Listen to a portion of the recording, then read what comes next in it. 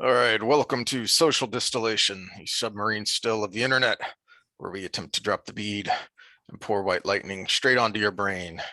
It's a good thing I've got some white lightning because we're going to start with something stupid, and then we'll get to fitness so we can finish on a high note this time. Okay, yeah, I was going to ask you which one you wanted to do first. But this should Last be time we short kind and of sweet. finished on a down note. Let's not do that again. Okay. What did we finish on last time? It's all running together in my head. Yeah, the first half we'd kind of come to a conclusion and a look on the bright side kind of thing, and then the end of the second part we were just Okay, so today we'll get the annoying thing out of the way, and that'll be the end of all politics for this discussion. And I want to make sure everybody understands that we're not going to talk about the particular issue that this meme addresses. We're going to talk about the meme itself and the discourse that results from it. And then I'm going to go off on a quasi-tangent rant.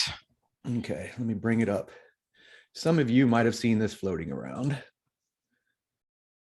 These so I can read it. Okay, so obviously guy says, I beat cancer. And then at the end of it, if they suddenly find a cure for cancer now, I'm going to be so mad.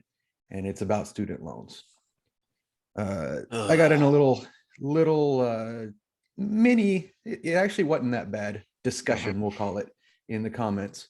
But the reality is it's because I didn't really talk about the issue itself, talked about the problems with the meme itself, because it's a false equivalence. I mean, it's very much a false equivalence, and for many reasons. And I guess you can give the side that a normal conservative's reaction to this.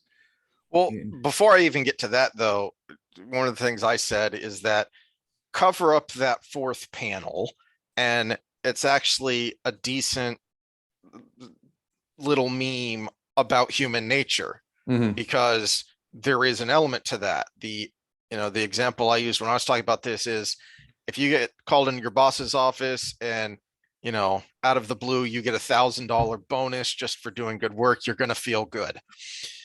Later on you find out that your coworker's got a $5,000 bonus, and now you're going to be more upset about their 5,000 than you were happy about your 1,000. That's just a negative side of human nature that we all have. So there is besides the false equivalency, there is an element of truth here, and I just brain farted on the Latin for does not follow. Yes, wait, no, your conclusion doesn't make sense. That's why I say cover up that last panel, and it actually says something correct and useful about human nature, but then you have a conclusion that does not follow. That's not how this works. Well, and if you leave the last panel, this is the other conservative argument to it, or at least the opposition argument to it, without discussing the discourse, is you need a panel in the beginning that shows this guy trading something for cancer. You get this, but you also get cancer. And then he beats the cancer, and him knowing everybody else made the same deal, has that thought. So either you take that panel off and you have what you said, or you add the beginning panel to make it more equivalent to what actually happens.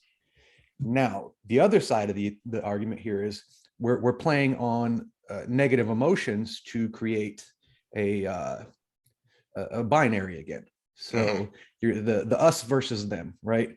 And the two biggest emotions, we've talked about this in length, that create an us versus them are fear and disgust. They're disgusting. They're lesser human beings. They're dirty. We saw it with the vax versus unvaxxed argument. We saw it back in the 1930s with the ghettos in 1930s Germany, right? It was, they're dirty, they carry disease, we need to avoid them, and now you can't see all the nasty things we're doing to them, and now you don't care when we do even nastier things to them. So it's playing on that emotion. What he says at the end, even though you understand the human nature of it, is disgusting. I hope everybody else has to go through what I went through. Yeah. If you're, and then one of the several false equivalencies here is the not so subtle implication is that if you're opposed to forgiving or doing something about student loans, then you're as bad as someone who would be upset as someone finding a cure for cancer. And how dare you be upset if we find a cure for cancer? What? No, cure for cancer would be awesome. That would radically extend human life, because the way we work is we're all going to, if something doesn't kill us first, we're going to die from cancer. But now let's break it down even further. There are cures to what is behind this, and we've talked about them in previous episodes. We talked about the university system and how it's broken. This doesn't address that. No. This doesn't talk about making the cure. This just demonizes the person who doesn't want the cure made, who doesn't want your cure made, the cure that's being presented made. And so there are cures to this. And not only does this create an us versus them on just the issue itself, but it also blinds the us's. If you're the side of the meme maker, it blinds the us's to any alternate solutions to the one being presented to you. And so the sharer is blindly doing it because he's already blinded himself to any consequences of it. Now, the maker of the meme knows what the hell they're doing.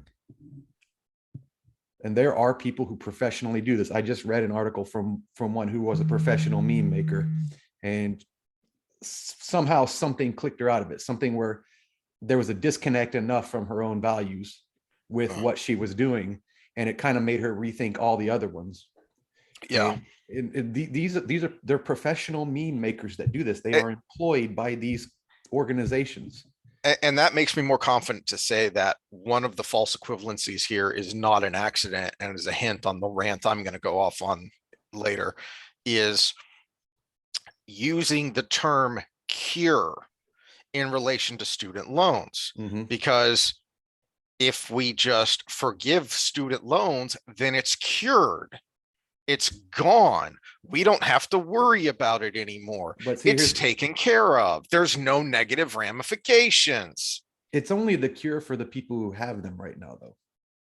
It's not the cure for the next crop of students that's going in and having the same problem. That was the other point I was going to make is you talked about this does nothing to address how this situation came to be. So in the case of this meme, hold on, dude, you got cancer because you subsist on a diet of paint chips while living under power lines in the Chernobyl exclusion zone. We should probably do something about that.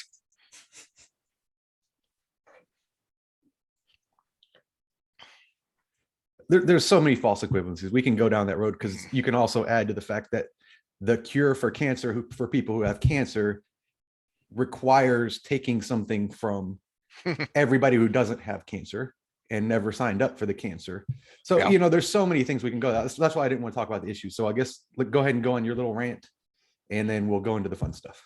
Okay. So take this down, because I'm gonna show some stuff. Okay. Giggity. No, not giddy.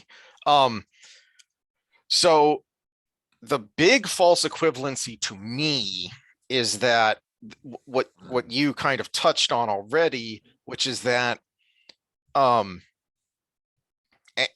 why I said I don't think the word cure was used on accident is because if someone finds a cure for cancer tomorrow, that has absolutely no negative impact on anyone else, on anyone. It has no negative impact on anyone, except for that bit of human nature that we talked about at the beginning. Is someone might feel kind of, I had to go through it. I just rang the bell. I just got cleared, and now they found a cure for cancer tomorrow. And which is also still a false equivalency, because with your thought, because cancer just goes into remission. That's true too. So that person that went through the process still benefits from a cure. That's a better point than what the meme maker is making, because you didn't beat cancer. You went into remission, which is what we would do if we forgave student loans, because there's just going to be another batch next year. All right. Anyway, so if we forgave student loans, it's not like we just sprinkled some fairy dust and unicorn farts on it and it just cured, it just magically went away. No, something happens to all of that money. Something happens to all of that debt that is being held by various debt holders. Okay. Either it's a third-party debt holder, and so they're going to have to be paid off by someone, which means all of us, because all of us contribute to the government, and that's who's talking about forgiving student loans, or it's held by the Department of Education, in which case that is that is expected income to the government that is now going to be gone, meaning we're going to run an even larger deficit than we already run, which means we all end up paying for it anyway in debt. Or they just print more money. Or they just print more money, which is another. And by the way, that hurts poor people more. And this is where I can kind of find a bright-ish side or a solution to this. I kind of touched on this the last time we talked about student loans. There is a rational steelman argument for forgiving student loans, and it goes something like this. Hold on a second. I was sold a bill of goods by the previous generation. I then indebted myself following along this path I was sold by the previous generation. I am now paying for the previous generation in Social Security, Medicare, etc., while I'm also having to pay for the bill of goods they sold me. And then when I get to where they are, there is going to be no Social Security or Medicare because it is bankrupt. Literally, the trustees have said that, well, what the trustees have said is that it will be bankrupt by X year, usually by 2030. The dirty little secret is it's already bankrupt because there has never been a Social Security trust fund. This is why nobody on social media likes me, because I point out where everybody is wrong. So I'll say something positive about Trump, and now all of a sudden, you know, the people who disowned me during the primary like me again. But then I'll point out when they share their dumb hands off my Social Security memes, it's not your Social Security. It never has been. I'm paying for it. It's a Ponzi scheme. It always has been. Same with Medicare. Medicare is heavily subsidized old age healthcare because the overwhelming majority of your costs, logically, for healthcare are going to be when you get older and your body starts breaking down and you need more healthcare. So it's the government heavily subsidizing those costs by us paying for it. And the idea that, well, you paid for it. No, you didn't. Just a little logical exercise here. If you have a 401k, which is some kind of mutual fund, and you pay into it, you get a monthly statement, which will tell you the value of that account currently. That's why I hate it when they say people lost money because the market went down. No, you didn't. You lost value. You lost wealth, but you didn't lose money unless you cashed out. Anyway, so it tells you the value of your account and then what that would mean for yearly income based off of its interest. You don't get that with Social Security. You never have, because it's never been your account. It's always paid directly into the general fund, which is why how much you paid doesn't matter to how much you get paid out. How much pays out is a purely political question based off of who can get what congressman to vote for a cost of living increase or whatever. Okay, so how does this fit into your solution, or what's your solution based on this? Here's where it fits in is there is a logical way to say, okay, we need to reset the board. People who have gone into student debt, we can forgive that to a degree or for a time, but then you also opt out of the thing you're not going to get anyway, which is Social Security and Medicare.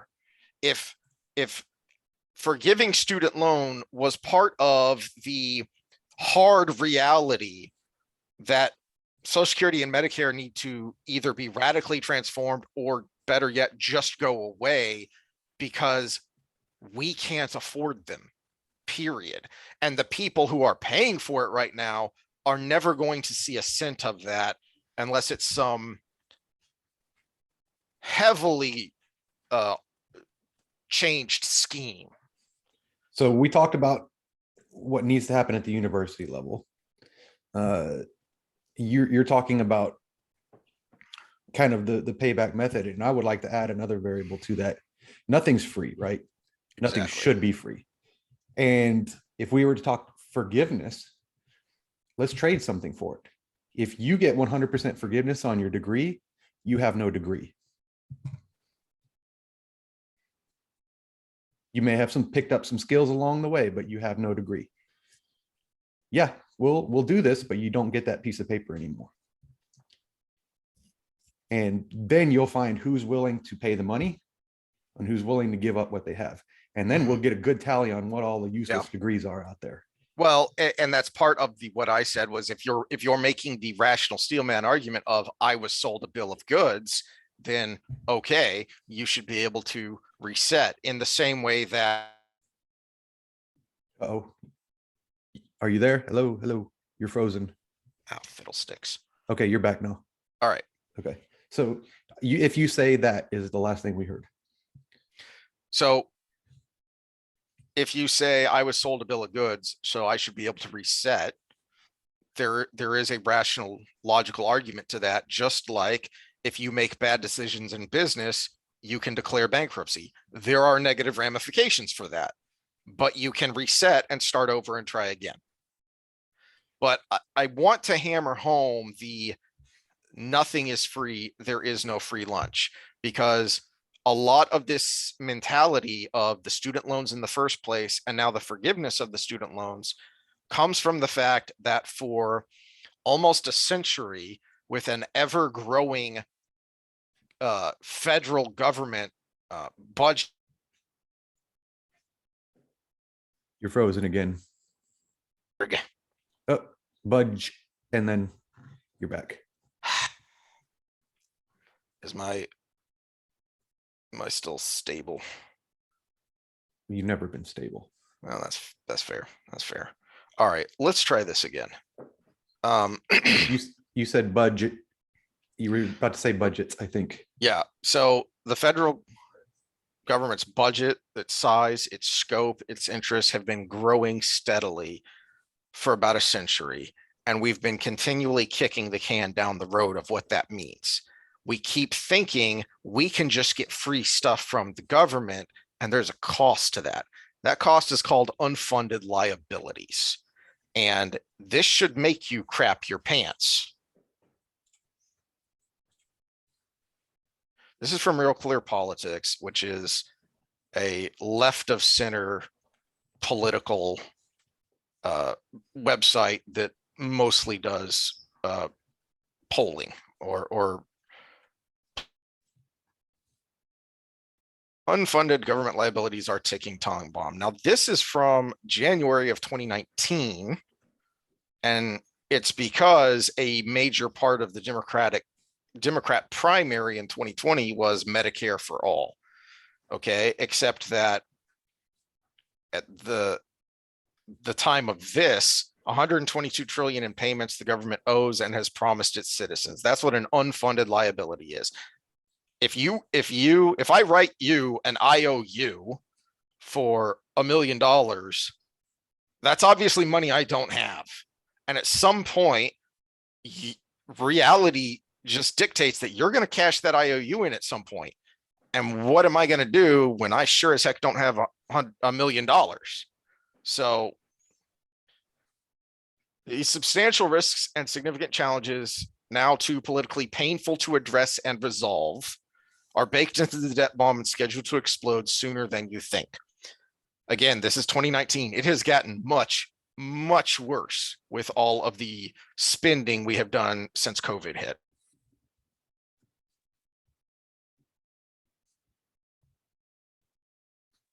Six. Hey, 2020 candidates, be sure to mention this when flacking Medicare for all. Furthermore, on our annual Social Security statements, in small print with an asterisk, we are warned that by 2034, payroll taxes collected will be enough to pay only about 77% of scheduled benefits. Still think it's your money, all of my older friends and relatives who keep posting dumb Social Security memes on Facebook. Preceding that line, one reads the most absurd political wishful thinking. Your estimated benefits are based on current law. Congress has made changes to the law in the past and can do so at any time. It has nothing to do with your money. It's all politics.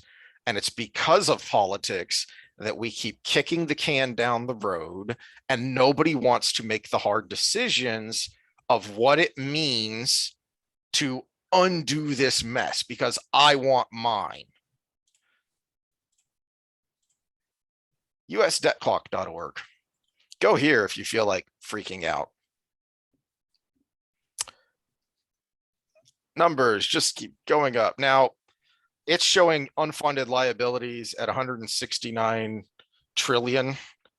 I have seen numbers as high as or higher than anywhere. I've seen 222 trillion. I've seen 200 trillion. So there are other estimates out there that show it's more than that. And from May of 2021, 96 trillion of that is just Medicare and Social Security.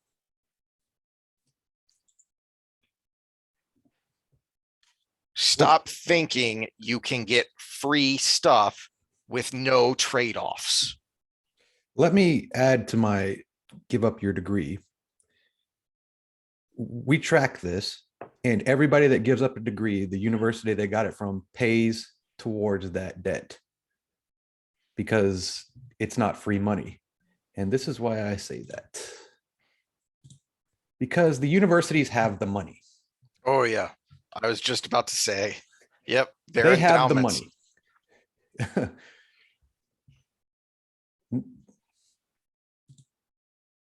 think it was University of Texas that was over $1 billion and stuff like that too. So they have the money. So you can trade your debt for your degree, and the place you got the degree from has to pay your debt. Then the person responsible for it has to pay it. There we go. Let's put this to bed. I'm done with it. Let's talk happy talks. Yeah, let's talk happy talk. So we're gonna move on to fitness, and we're gonna ultimately end with the major discussion, which is getting swole. Getting swole, bro. Getting swole. Which does tie into what we've just been ranting about. There are no solutions, only trade-offs. If you want to get swole, bro, there are trade-offs involved with that. I want to start with another thing that I think we can get ahead of, because there's a guy making a big splash in the fitness world now. Knees over toes guy. I don't know if you've heard of him. What? This is knees over toes guy right here. And he's making a splash now because he's bucking the conventional wisdom. He's promoting a system that takes you into extreme ranges of motion under load and getting good results from it. And uses himself and everything. And I want to get ahead of it a little bit because the verdict's still out. First of all, he's only 30. You can be a little bit more intense on your knees when you're 30, but I think he's actually mostly right on everything. But I think he's wrong to give some things some credit for his success. And this is where I'll kind of chime in with, we'll go into a greater detail on the full thing. Now, I'll say this ahead of time that I don't have access to his full programs because they're expensive as hell. He is not cheap. But I've watched a lot of his stuff lately, and a lot of it was reminiscent with what I was doing 10 years ago, because it is through ranges of motion with increased intensity. You know my elevated split squats and the mobility work we do under load. And this is, a lot of this is nothing new under the sun. We've got functional range movement, which is Andrea Spina, and the movers, the GMB fitness, and everybody does a lot of the similar things. He's just kind of making the biggest splash and going a little bit further past the edge, because what I just showed you, he does that with extreme loads and works up to it. But I think his bulletproof knee program has another variable that's making it successful. And let me share this. I think this is one of the major players. This is him again on YouTube, so I think we can use it. That's called a Nordic curl or a Russian lean, right? Try it at your own risk, because if you've never done one, you might rip a hamstring. You have to work up to it. And he does have a whole progression video, which is similar to my progression video. Actually, I think his was a little better. So I'm kind of switching. An old like me, you'll rip your rectus abdominis just trying to maintain that posture. Okay, so this is just him demonstrating the negative portion of that, which is the lowering motion, which we'll go into when we talk hypertrophy, the eccentric motion. But he does those, again, under load with an extreme explosive return. So nice and slow on the way down, and then back up to the top. So his going from a horrible vertical to being able to dunk from a standstill, his knees being what he calls bulletproof, but relatively indestructible at this point in his career. I attribute more to exercises like that, because this is something we do with our athletes. Because when we talk about knee health, have we talked about the ACL, the guardrail example? Yeah, because we back when we showed the picture of Robert Griffin during doing his vertical jump at the combine. Okay, so quick review for those that are catching up to us. Your ACL is not very strong. It only handles about 500 pounds of force, which sounds strong, but it's not strong, because if you're sprinting and you're really fast, you can be going 6 to 8 times body weight when you stop. So I'm approximately 200 pounds times 6 is 1,200 pounds. I'm more than twice the load my ACL can handle. So when we look at the ligaments in the knee, they're like a guardrail on a road. We don't want to slam into the guardrail when we're taking a turn. So what actually is the major player is your hamstrings and your calves, and they wrap over the knee and grab each other like someone holding someone over a cliff. You know, you wrap your hands around like that, and one attaches to one bone, the other attaches to the other bone on top. And the 3 hamstring muscles make angles that actually protect your knees from all of that motion. And what we just saw there is an extreme hamstring knee flexion exercise. So that, I think, is the major player, because his ability to control his knee under high forces is going to make them relatively indestructible, at least in the here and now. And then you talk about the explosion, the amount of strength it takes to explode back up from that position, especially with load. I mean, obviously that's going to increase your vertical. There's no doubt about it. So it's things like that. And he pays a lot of attention to your stabilizers, like he does heavy anterior tib work and stuff along that line too. So I wanted to kind of put my 2 cents on what he does ahead of time, because the verdict's still out on the more extreme portions of it. Now, obviously we want to train over into our full range of motion as much as possible. And the people who said never let your knee go over your toe, of course, key word there, never, right? Never let your knee go over your toe. It turns out they're probably mostly wrong. There are body shapes that you shouldn't do it, but at the same time, it's not something that's going to destroy your knees. And in fact, if you squat like that and you never let that happen, you could be destroying your back. And my suspicion is actually something that just jumped into my head when you said that is, I think the main point about don't let your knees go over your toes is because for most people, I would say almost everyone, if that happens, your heel is probably going to pop up. So the more important point there, I think, is to maintain that stable foot. To me, it's like, remember when we were in high school, we were told to look up when we squat. Yeah. I still see teach that in high school. That is still taught. I still see a lot of people doing that. You would only need to look up if you're trying to correct for something else. So when I do a barbell hip thrust, Brett Contreras talks about this in one of his videos, is if you experience lumbar pain or tightness during a barbell hip thrust, pull your chin to your chest. It will take your upper spine out of neutral posture, but it's not under any sort of load or strain. So that's not that big a deal. And it will keep you from flaring up when you come to the top. If you have bad posture or pelvic tilt, that's going to happen as you come up. So that will correct for that. So it's not this is the proper way to do a barbell hip thrust. This is a correction for something else. Well, it's short-sighted coaching. And when we made the comment about in high school programs or whatever, keep in mind the downfall to your high school strength and conditioning coach is he's got 100 athletes at a time. Yeah. And their strength mostly lies in creating a program where most of the athletes can get the big benefits while maneuvering around in a time efficient way so they can get back to class. But they don't get to really work with the athletes individual. Not saying that they have the skills that I'm going to talk about right this second, but they don't have that chance a lot of times. So they pick the most likely injury and prevent that, which the most likely injury on the squat is the person who collapses down. Yeah. So they tell you to look at the ceiling. So you're like this, but over the course of time, you can develop extension injuries of the spine that way. So, but it corrects the most common thing that happens. Now, knees over toes, you said the foot pops up.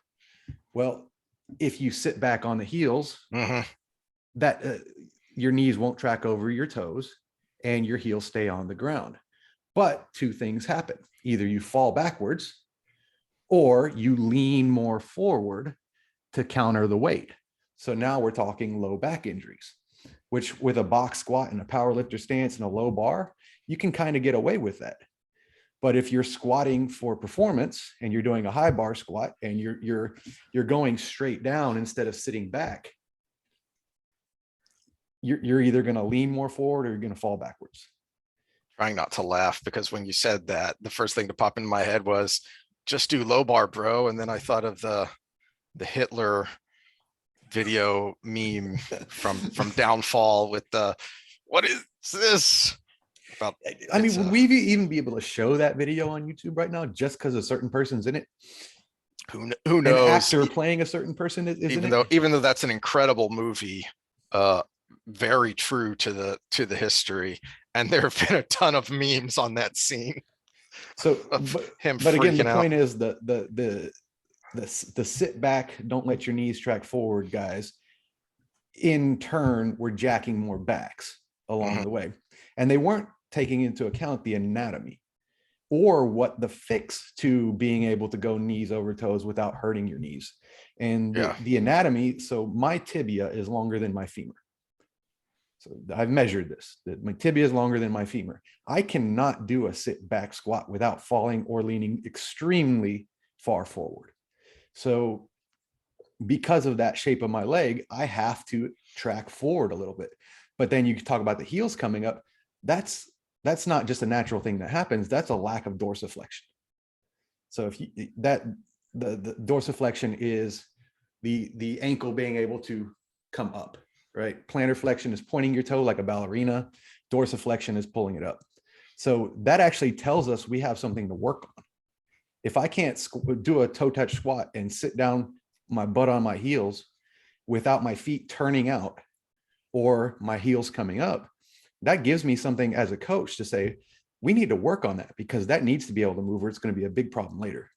For anyone who wants more detail on this specifically, and we're using this more as an example than talking about it directly, look up, do a search for Brett Contreras butt wink, which sounds weird, but that's the actual term.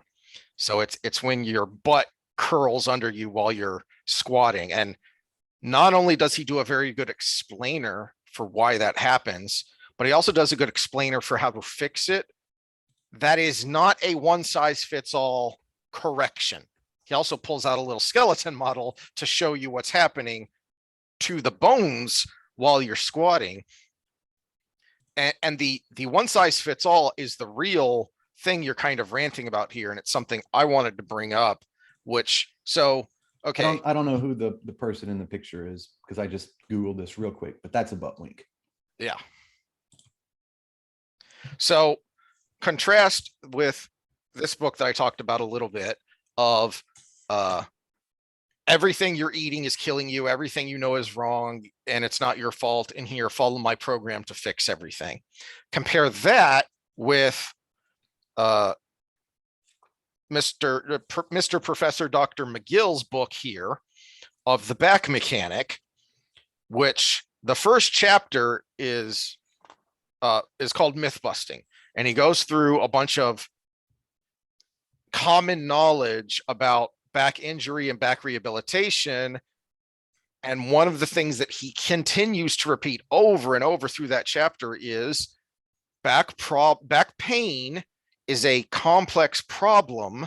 Therefore, there are not simple answers. And in the introduction here, I was strongly encouraged to write a book entitled 5 Easy Steps to Eliminating Back Pain, or something similar to gain mass appeal. This has no integrity nor truth.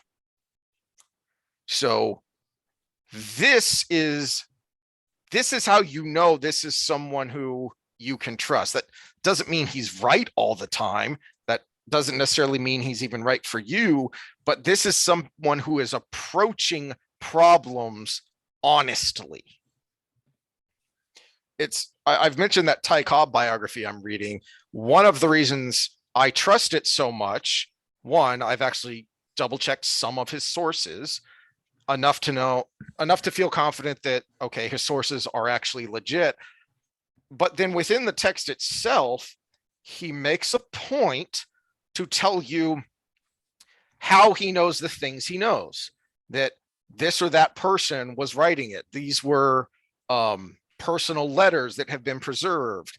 He also makes a point to tell you when he's guessing, that this is an educated guess based on, a lot of people think this, but we don't know, because it is a sharp contrast to the bulletproof knees or the 5 easy steps or the one simple trick.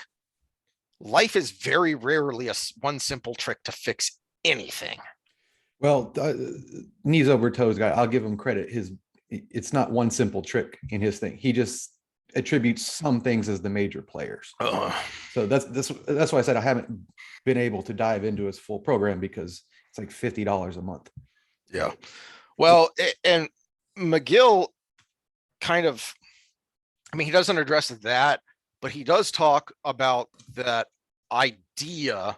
So for instance, one of the places where I kind of sort of disagree with him is he's very rigid about posture, about doing movements that maintain a neutral posture. So one of the personal examples he uses is a yoga instructor who was having back pain and had a lot of trouble coping with the solution, which was, you're just not going to be able to do certain movements that you do, because because a lot of people think, well, let me do yoga and contort myself so I can put my head up my own butthole and that will make me better. Well, no, if you have pre-existing back pain, there's a good chance that's going to make it worse.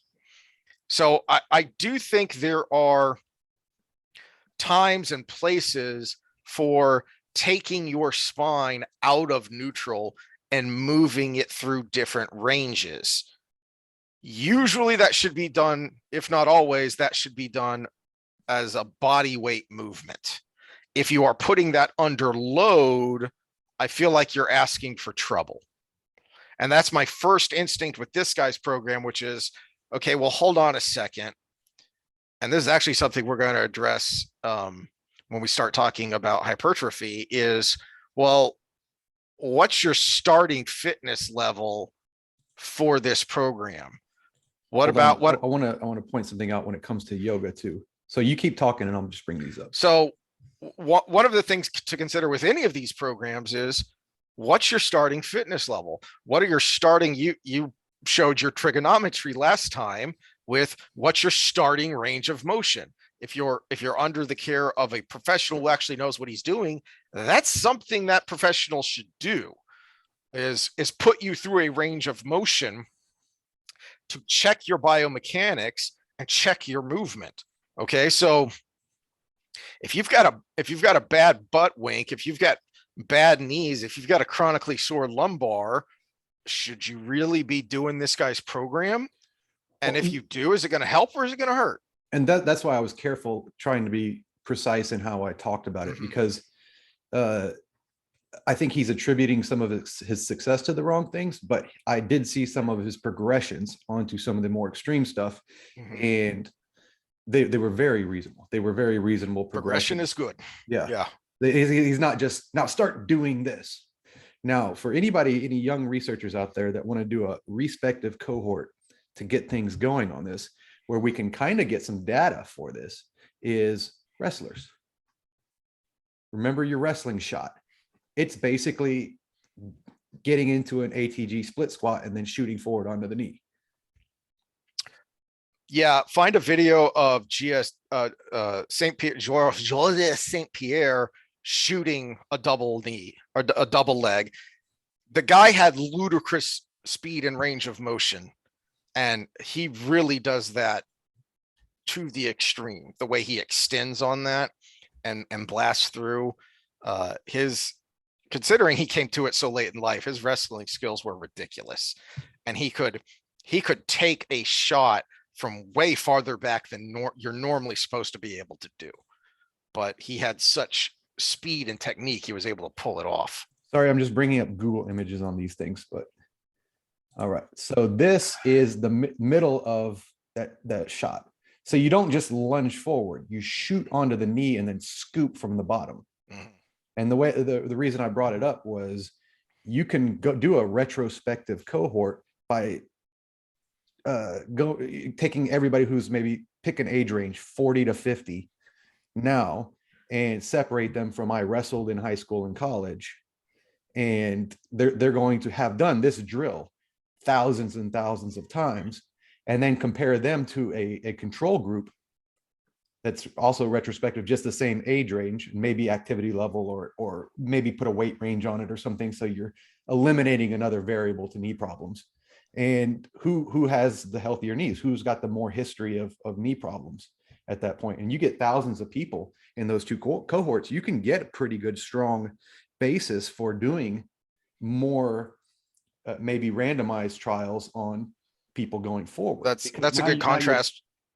That's a good contrast with something you've complained about before, which is ballet, and what that can do to your body afterwards. Well, that's because we're getting this motion in the knee. Exactly. Not so this motion. You're putting yourself in positions that are biomechanically awkward, and then holding it, which is one of the problems I have with yoga. Is I worry about holding some of these poses versus just going through the range of motion. There is a difference. Now, this is what I worry about with yoga, because the first one I have up here on the right, blown up here, if we look, she's got a nice smooth curve of her spine, and then her butt little bubbles out a little bit right there. But her spine itself, it's got a nice smooth curve going into the hip and then coming around. That is a healthy yoga position. Now, she's got a flat T-spine, but that's probably not from this. But let's go look at another person doing something similar. She goes and goes and goes, and you see that nice hard angle right there.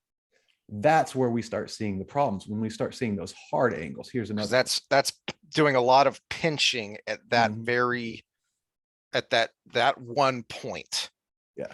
So we've got probably about 2 or 3 vertebra doing all the motion right there. So that's where yoga needs to kind of get their act together. Is it's not just about the extreme positions, it's about doing these healthy positions when done right, the right way, and accounting for, I'm just a freak of nature, I can be a contortionist, versus the normal person trying to get in that position.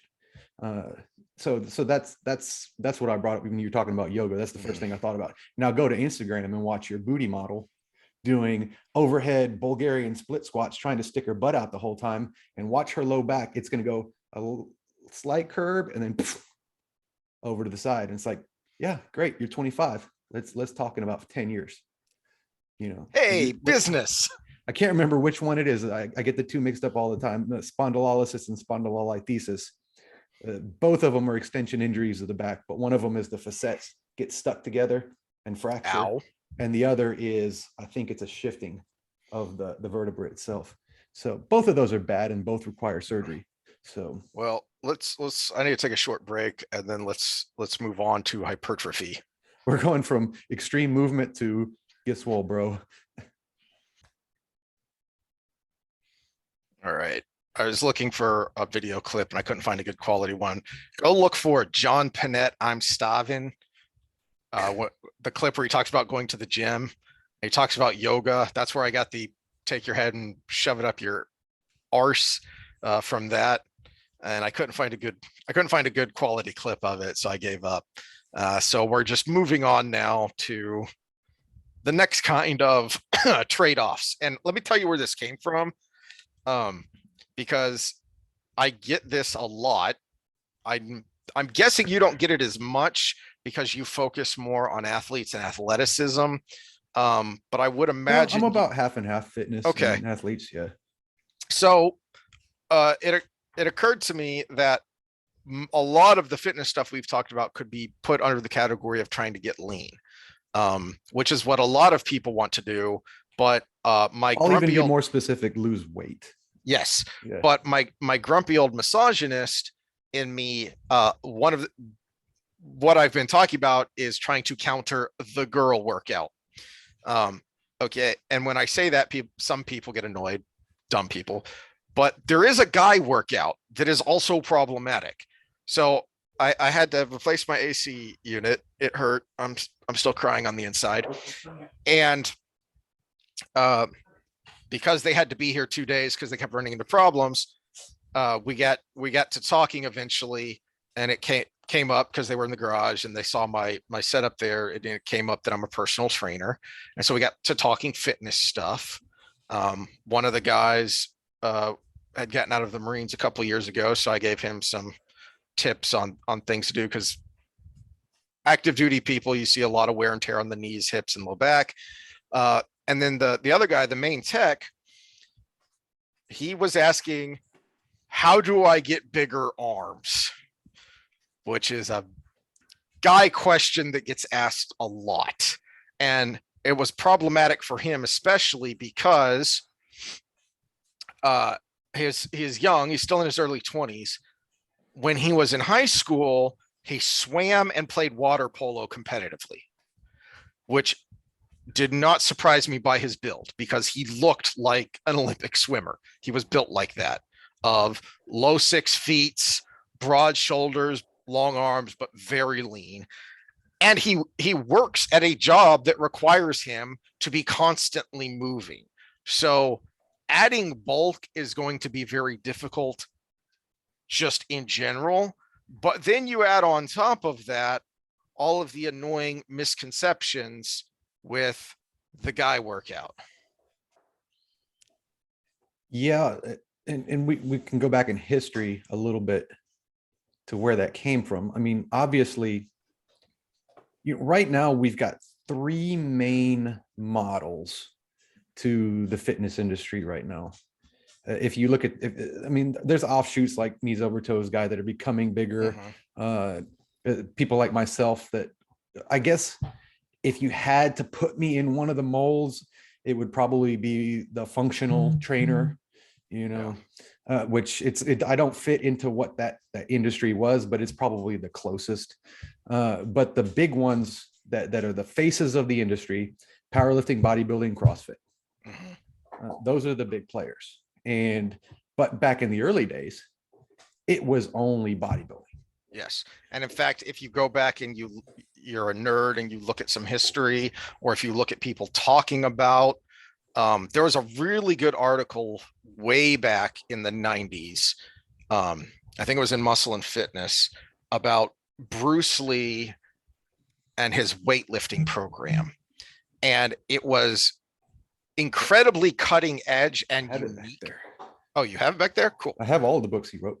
Oh yeah. So, and I don't remember which book he talks about this in, but it was very cutting edge and very unique, because you weren't supposed to lift weights if you were an athlete, unless you were like a big meaty football player.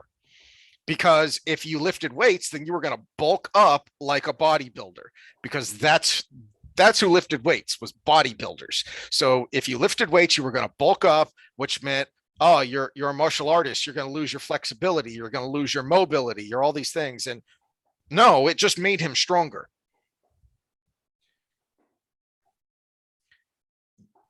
It's one of, where I'm going to go with, because you said something earlier, I think I kind of want to address, because you brought up the athletes, and that's relevant to here. And I think you kind of put a misconception in the air, is when we're talking what we're about to talk with the muscle building aspect of everything, that's actually more important for me to be efficient with this, because with your athletes, especially the professional athletes, you've only got a certain amount of off season. And the first part of the off season is to get them ready for harder training. But then the second part that sometimes bleeds into the first one is, I got to put as much muscle on this person in a very short amount of time. So I got to so a baseball player, typically, say I get them in October, they didn't go to the playoffs, I get them in October, and they came right in. Even if they came right in, I've got mid-October through mid-February. That's all. So November, December, January, and half a month in February, 3.5 months. So I got to get them ready for harder training, muscle tendon density, all of that stuff. Then I've got to put as much muscle on as I can in a month. And then I got a month and a half to put performance on that muscle. So I have to be more efficient at gaining muscle than someone who can sit in the gym for 3 years and try to get ready for a show they finally sign up for. That's a good point, because I did accidentally put in a misconception there. Here's what I mean. Here's what I meant, and why your clarification is really important to, I think, where we're going to go here, which is because the bro workout is that bodybuilding. Yeah. Well, not only that, but when you get someone who either is an athlete or is more athletically focused, because they were an athlete or whatever, and they're not as focused on this, you don't get the idea of, I want to get bigger arms. It's, I need to get stronger. Maybe for certain athletes, like football linemen, they actually do need to add mass, because that does matter. That does help them. But the bulking, the added muscle mass is a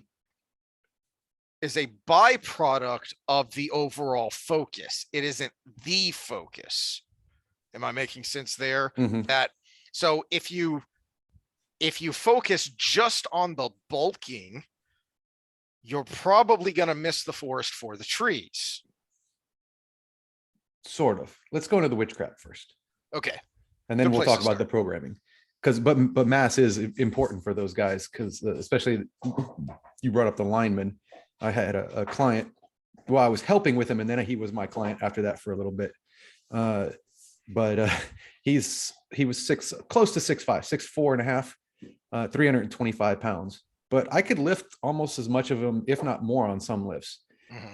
But when I had to do stupid blocking drills with that beast, he would fling me around the room like I didn't even exist. Because F equals MA. You can't change the laws of physics. Because he outweighed me by 145 pounds at the time. So the fact that he had that more mass, We could push at each other. And at some point, even though I could push harder, my push pushed me back instead of him back because he was bigger. You know, I always tell people when we do the sprint training, so it's like when you're at top speed, you're trying to hit the ground with your foot with as much shear force as possible and as little downward force as possible. So it's like spinning a basketball on your finger. Only the world is the basketball and it's much bigger, so you go forward. So it's like that on a smaller scale. But okay, so let's go into the witchcraft. I think we should start first by showing you a muscle cell. So this is a muscle, or muscle cells. Let's see, can I zoom this? All right, how clear is that for you? Clear enough. Okay, so we'll get a drawing version of this in a second, but these are muscle cells from a biopsy. The purple blots, those are nuclei. So the thing about a muscle cell is it's got more than one nucleus, which is important. It's going to be important for our talk later. Connective tissue in between, and probably a little separation because they cut it out of their body and tried to separate it before they put it under and mash it down before they put it under a microscope. But if you look really closely, you see these vertical lines on the picture going perpendicular to the cell. Those are the Z lines, which we'll get to in a second. So in between each one of those are contractile tissues that when you contract, they go. And so I pointed at my screen like you can see where I'm pointing. All along here, these little bitty contractions add up to the major contraction at the end. So those pull together and those lines get closer to each other. Not all the way because it's physically impossible, as we'll see in a second. But so over the course of, this is going to be like a 2 microgram section of muscle or something like that. So it's intensely small. So, but you can see those. So that's kind of what it looks like in real life. So then if we go to this will be a much prettier for the audience version. So those nuclei on the outside, we saw those, not as uniform as they are in the picture, obviously.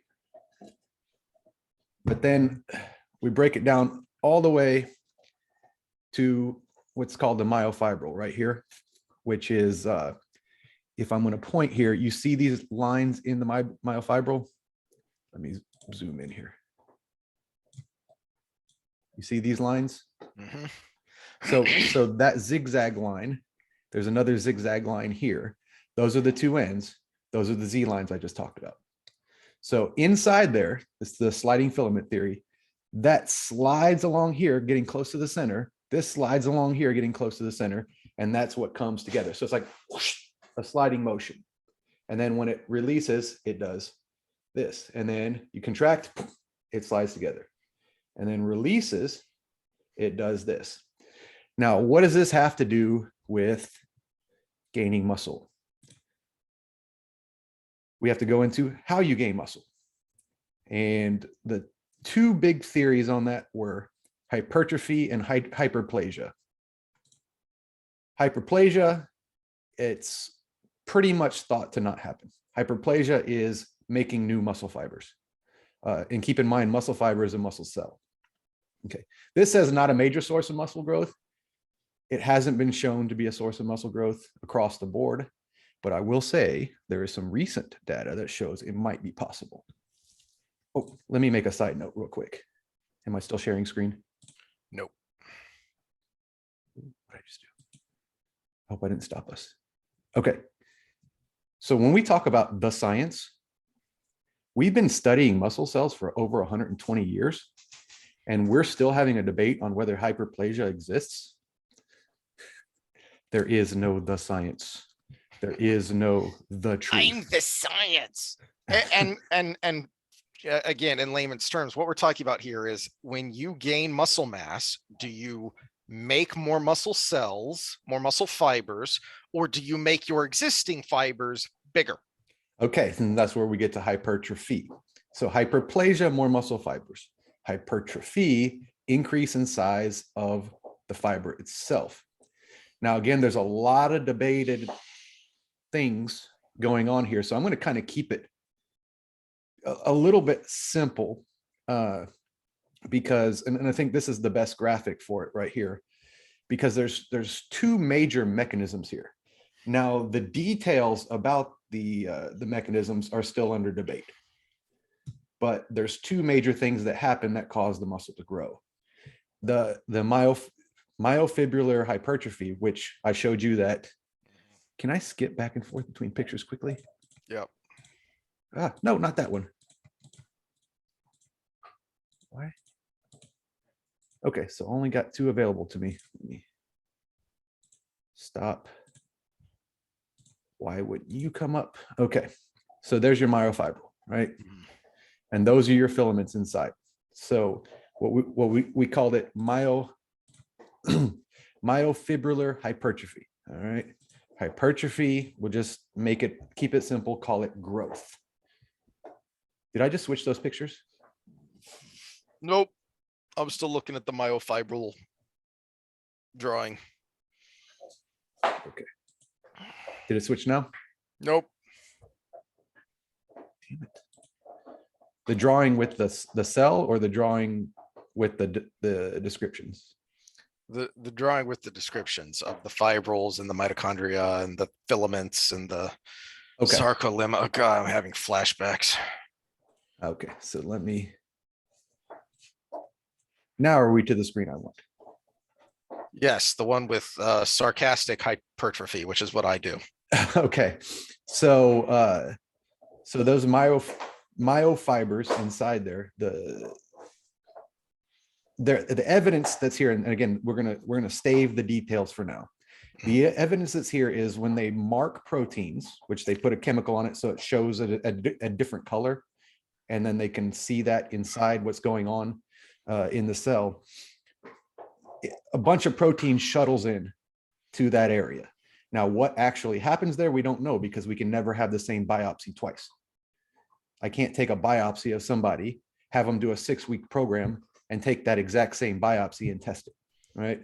So that's why we can't say for sure exactly what's happening. But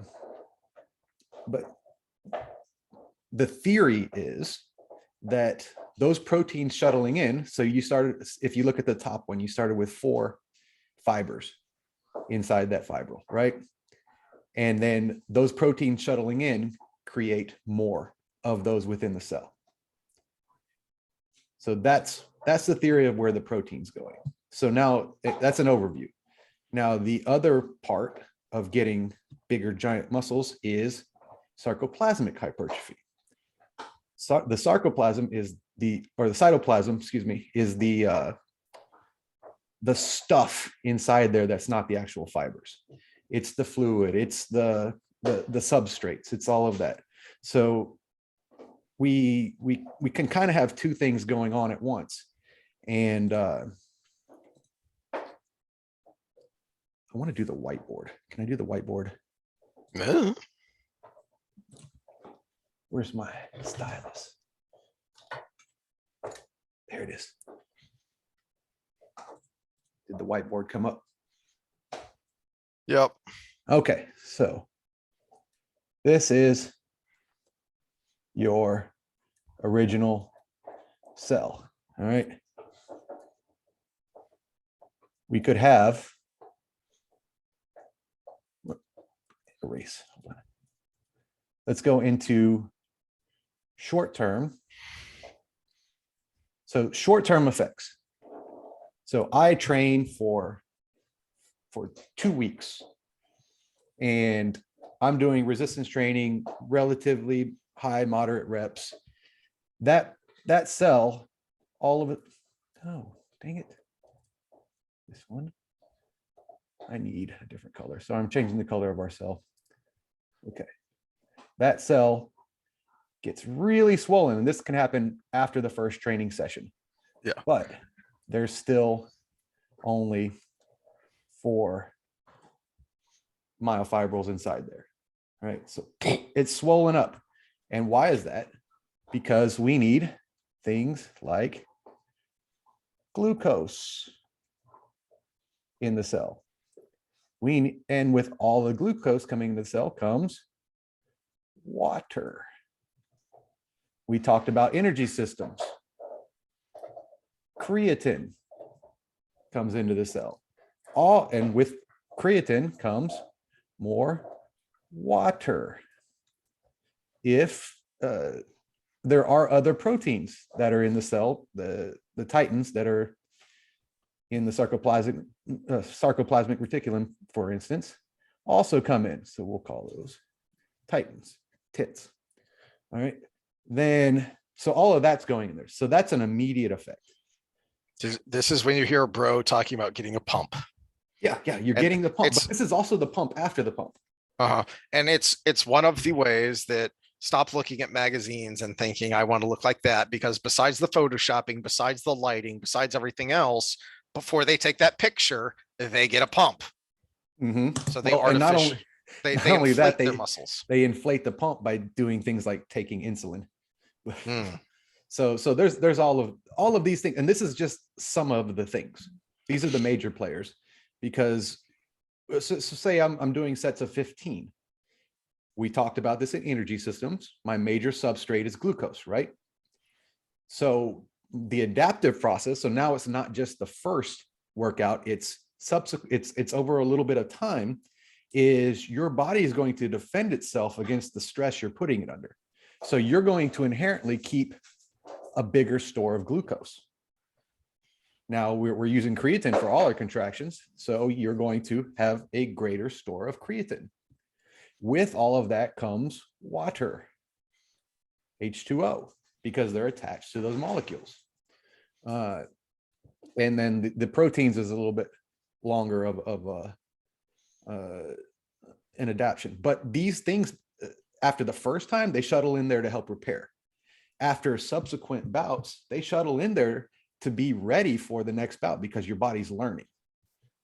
It's, as you've kind of talked about before, so much of fitness is simply manipulating your body's adaptations systems, because your body wants to adapt to whatever you're doing to it, which can be positive or negative. Now, the second form of hypertrophy we talked about is, we're going to make the cell a little bit bigger, but not as big as the other one. But those 4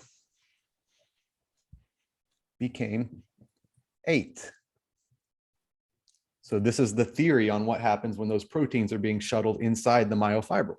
So it's creating more filaments, and there could be stacking, which again, still unknown, but the best theory is the 4 are in the middle and it stacks outside of them, because then it wouldn't interfere with contractions during that process.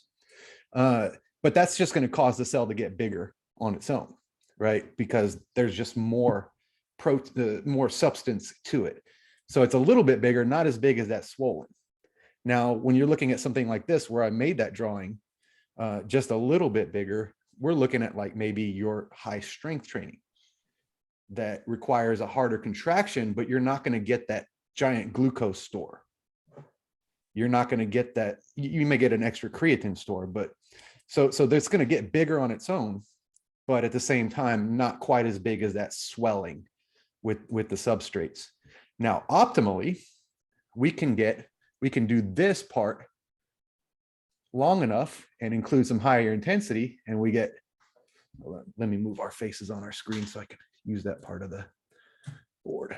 So now we've got that big cell, and let's do our original 4, and we've got more fibers in there.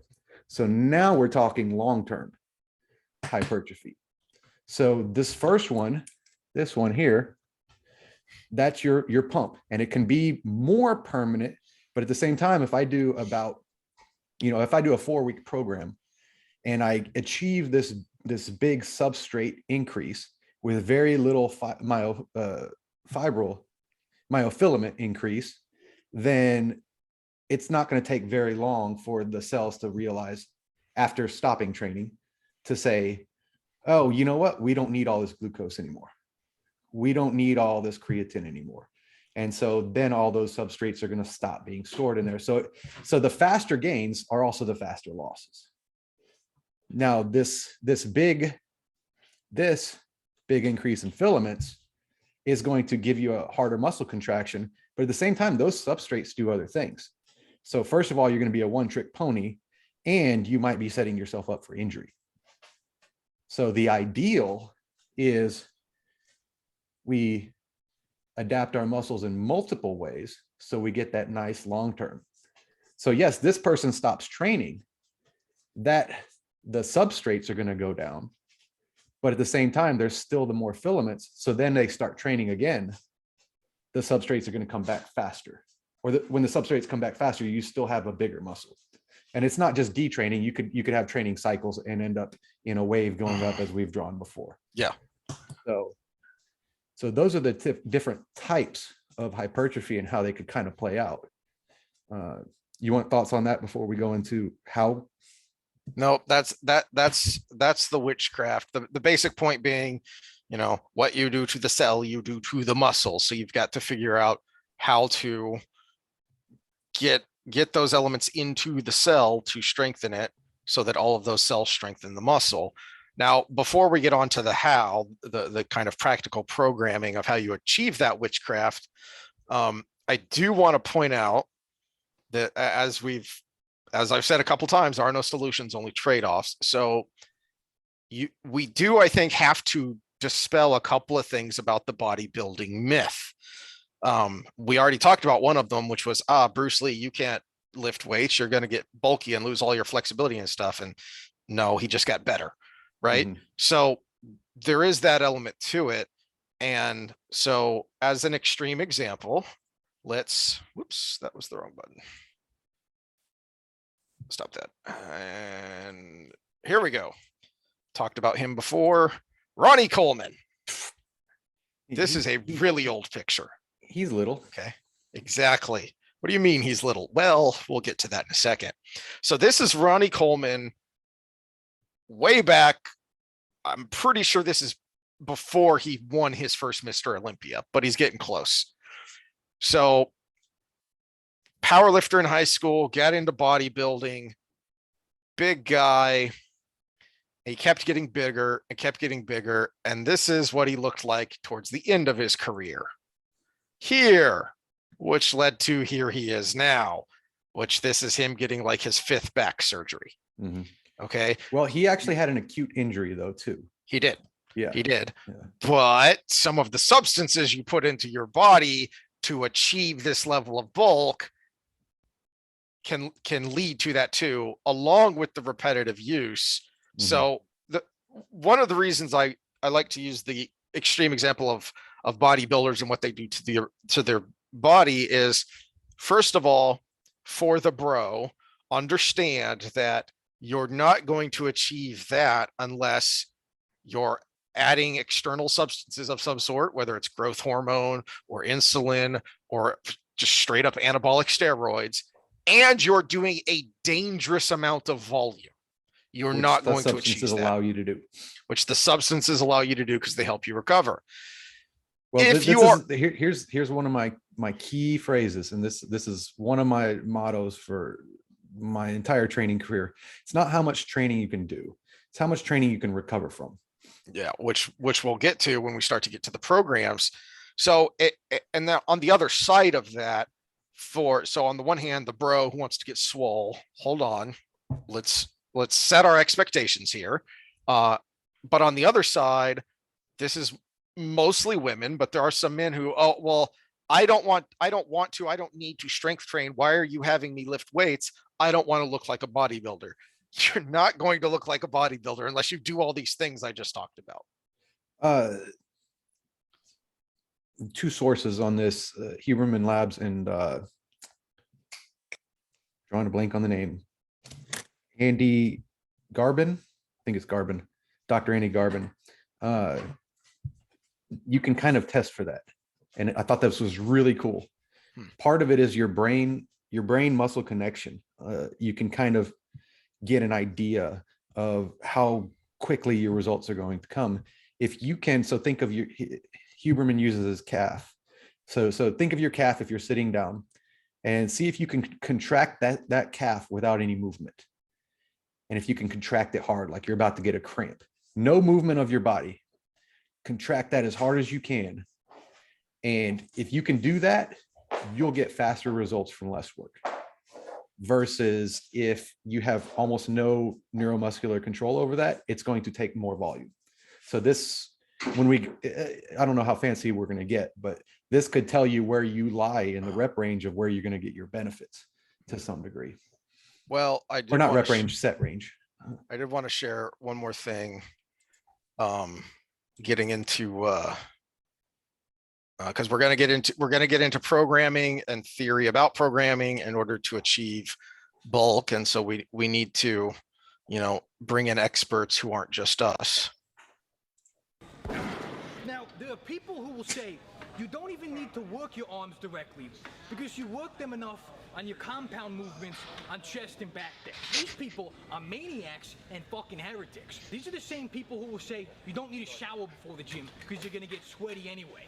And then they come to the gym smelling like fucking steerage. You are disgusting and selfish. So even— All right, disgusting and selfish, Sam. You may now proceed with your hypertrophy programming. He's partly right, by the way. Yeah, that stung because I say that a lot. But this is why I was kind of setting up earlier of, before you start a program like this, before you say, I want to get swole, I want to add some size to my arms. Okay, well, where are you now and what can you do? Because for most people, you need to start with those basic compound lifts, get good at them, get comfortable with them, and you will get some size and strength along with that because you're starting back here. Let's start on a little bit more broad note.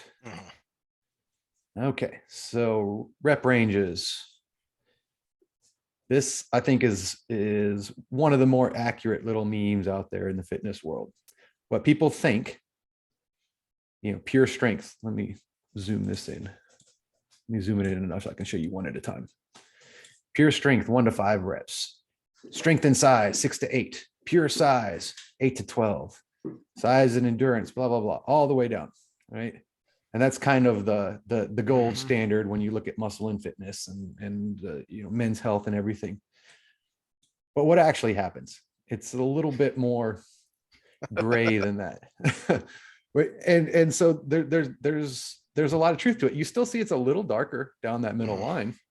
And I'll go over the reasons for that here in a little bit, but it spreads out a little bit more. Obviously you're not going to get a whole lot of pure strength from 15 plus range unless you're just really weak to begin with. And obviously you're not going to get a lot of endurance out of 1 to 5 reps because you're just not working for long enough. But the range of that is a lot more broad. And one of the keys to that is the one that's going to give you the biggest effect is probably the one you're not used to. So you're going to get more effect from something more novel to your body than from something that you do all the time. If you do it all the time, there's no stress on the body. Yeah, when you showed the waves and we talked about that, and that was in relation to fat loss, weight loss. Well, I mean, it's an inverse property as well, that the same thing's going to happen if it's not weight loss, but muscle gain that you're looking for. Again, we're manipulating adaptations. You can't just do, the same bodybuilding.com or muscle and fitness program that you got forever. Okay, so another source, this was out of one of my slides, I think from grad school. But again, if you're looking for endurance, a little bit of strength and some hypertrophy, 13 to 20 plus range. Hypertrophy, again, muscle gain and some strength, 9 to 12s, strength and muscle gain, 6 to 8s, and strength and power. A little bit of hypertrophy, but mostly strength and power. But again, it's depending on what kind of hypertrophy you're looking for. Bring that back up real quick. The same one? Yeah, because there's something else there that I think for most people you need to understand is that, what you're talking about, what kind of hypertrophy, your adaptations, etc. But the first picture you showed was just rep ranges. Keep in mind, looking in here, it's not just the rep range, it's a percentage of your 1 rep max. Just because you're doing 15 reps doesn't mean you're accomplishing anything at all if you never use anything more than a 5-pound dumbbell. But then there's also, wait, do I want to get into that detail yet? Let me say it now, and we can come back to it if you think it's important for later. Just in case I forget it later, I want it to be in here. When you're in those high rep ranges, you're getting another effect, which is buildup of lactate. And lactate sends a strong signal to your nervous system to promote hypertrophy. So when that's one mechanism where high reps may come in handy, right? Yeah. Super high reps may come in handy. You get that lactate boost, and that's going to send a hormonal signal to eventually the nervous system.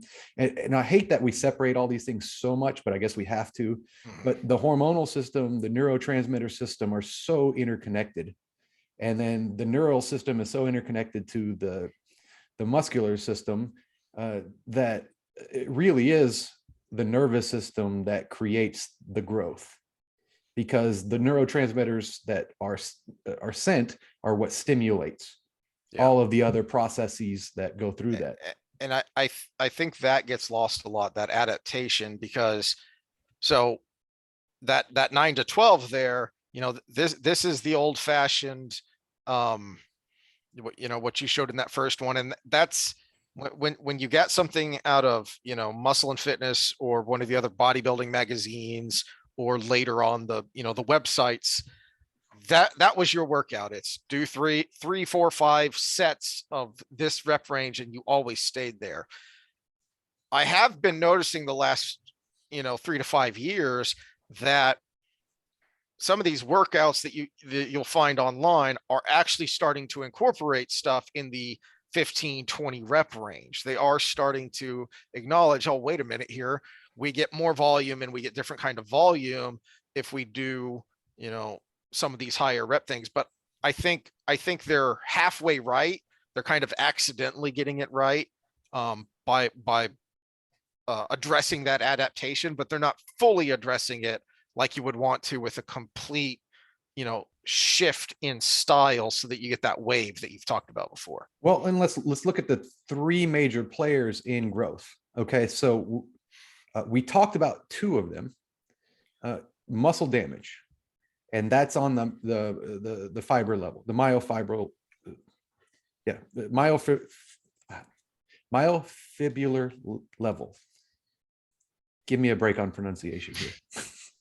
the sarcomeres, the little things, the actin and myosin that ratchet along. And I didn't even go into how that actually works, but it's really cool, and it ties into our bioenergetics. But it's really cool to you, Sam. It's really cool to you. Well, it is, because you got the steps to the muscle contraction. It starts as a thought, right? This is a voluntary contraction, by the way. Voluntary contraction starts as a thought, goes from the conscious mind to the cerebellum, which is the unconscious part that basically translates your thought into a movement pattern. And then that shoots down, cascades down your spine to all the way to, say, your finger to snap, right? So all the way down, gets to the end, that motor neuron that connects to those muscles, or the motor neurons that connect to those muscles, release a neurotransmitter, which releases acetyl-CoA, which goes to the T-tubules, sends a signal down the T-tubules, hits the calcium pump, releases calcium, and the calcium attaches to the troponin,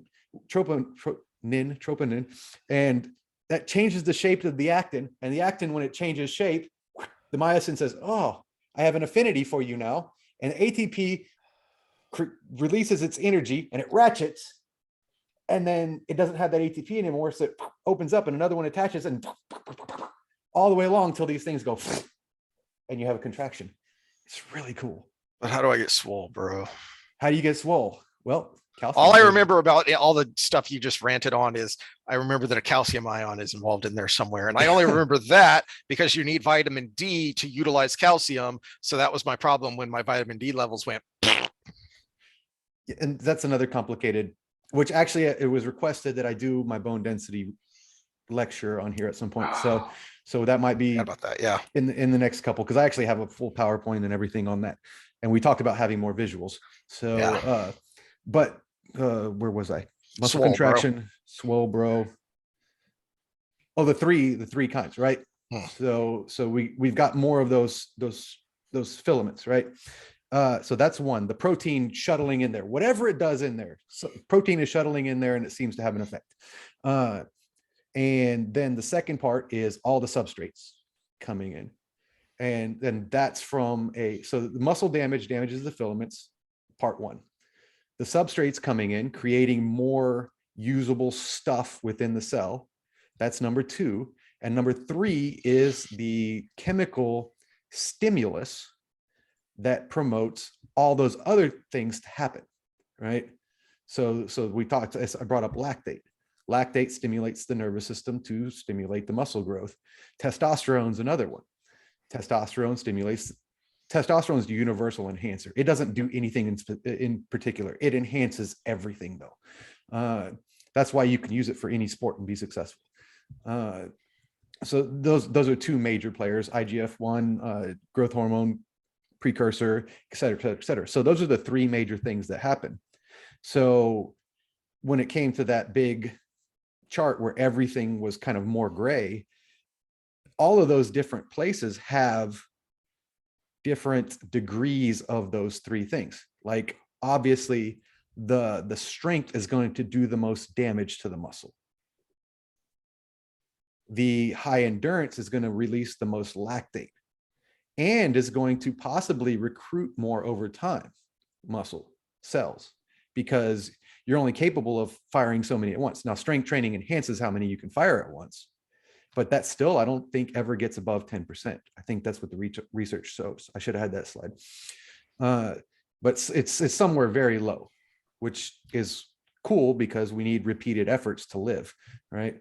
And so you're getting those stimulus across those. Now, where the middle is probably darker, and this is my theory on this, is that 8 to 12 rep range is that nice, happy blend of where I can do a significant amount of muscle damage through intensity, but also get a little bit of lactate burn, a little bit of lactate development, and do all the and be able to recruit a bunch of fibers at the exact same time.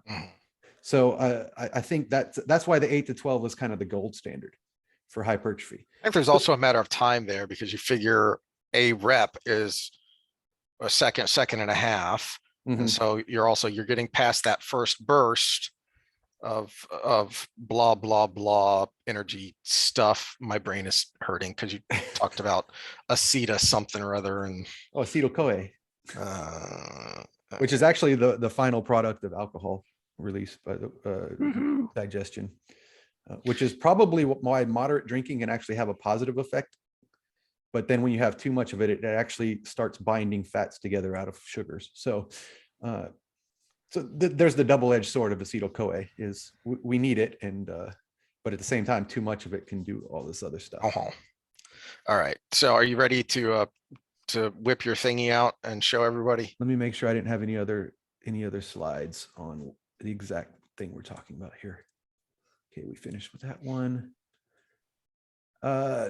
No, you want me to bring my programs out? Yeah. Is that what you're saying? Yeah. Okay. So let's show this specifically and in action. Okay, so no, don't click on it that way. This is my Hypertrophy 101 training day, and this is a 4-day split. So we got 1, 2, 3, 4. Okay, and for my standard hypertrophy split, I do an upper lower split because rest and recovery is important. And if I do an upper lower split, I can get 3 days rest and then 4 days rest between the stimulus.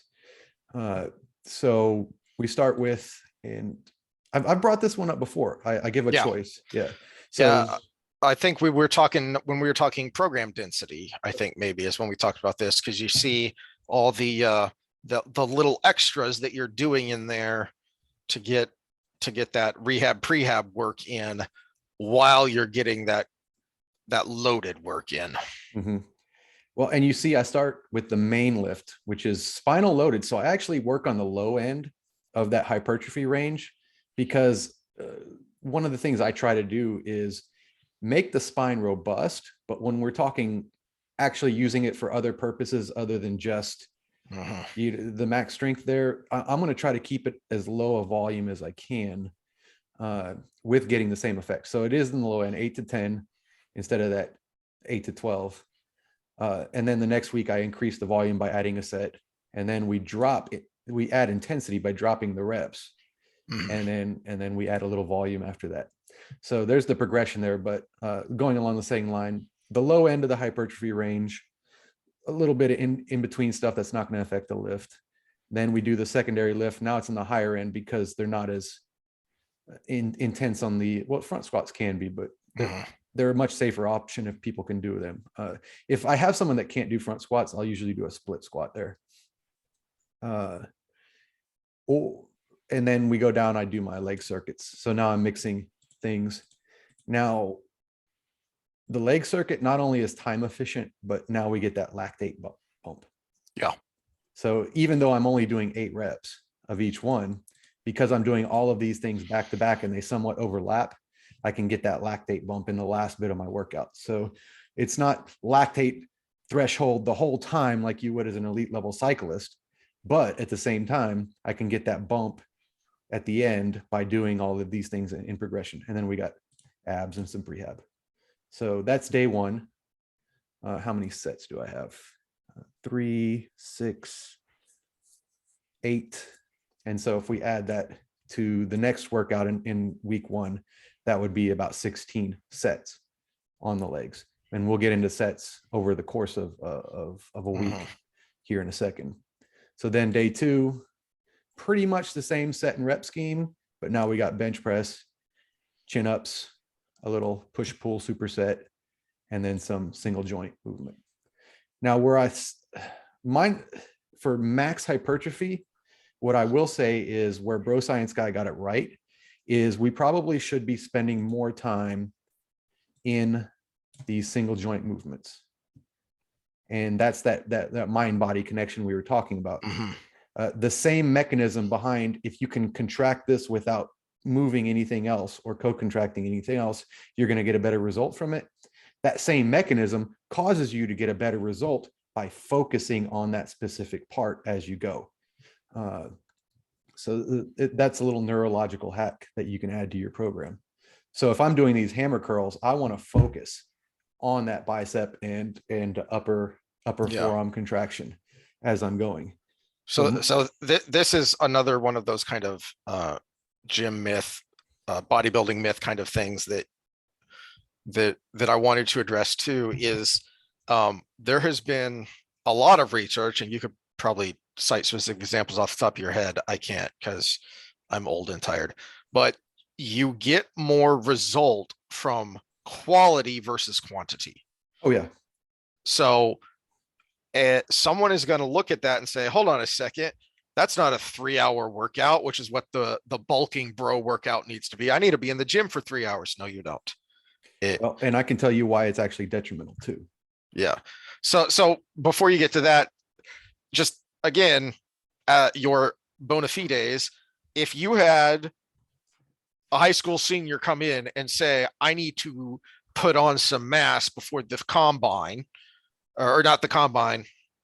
The combine.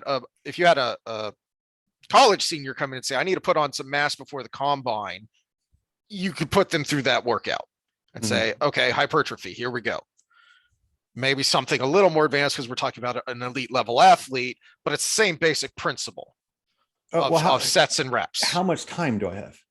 Because that's a big variable. So give me a time frame, and I'll tell you how much time I would spend in that sort of.